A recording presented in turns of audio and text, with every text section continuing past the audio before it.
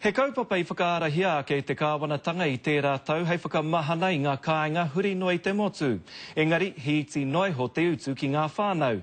I maua ke Ia Joe Glenn te runanga o Hokonui, ētahi kamupene hiko, me ētahi uepu I tētahi oawa kāinga I o tautahi I te rangi nei.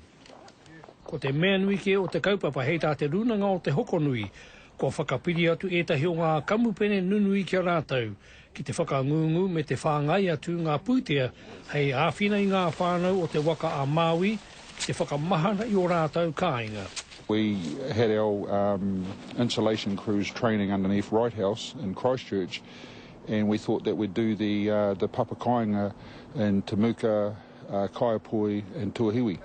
E toru rau ngā kāinga I whakarite e ngā itahu me te runanga o te Hokonui huri noa te waka a Māui me whakamahana e rātau.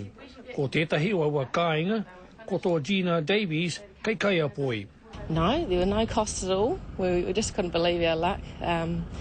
The Hokonui Trust paid for a lot of it, and also Meridian Energy as far as I know. Ko tahi rau mano tāra te tākoha te puni kōkiri. Rima te kau mano tā te kamupene hiko o Meridian, e whitu te kau mano tā Energy Conservation Trust. Hei whakatū I te kaupapa ki wainganui a rātau me ngaitahu. E whakamahana he kaitia ki papai ana mo te whenua, ko te whānau, me te whare, me te whenua. Ko ene te tino kaupapa e hihi ana, kia uru mai I roto tēnei momo mahi. E ona te kau maarima ngā whare pēnei tō Gina nei hei tā Meridian Trust wari kaitia ki o Hokonui, me Wright House, me Ika, ko tautaku hea rātau, ke whakamahana hia, huri noa I te waipaunamu.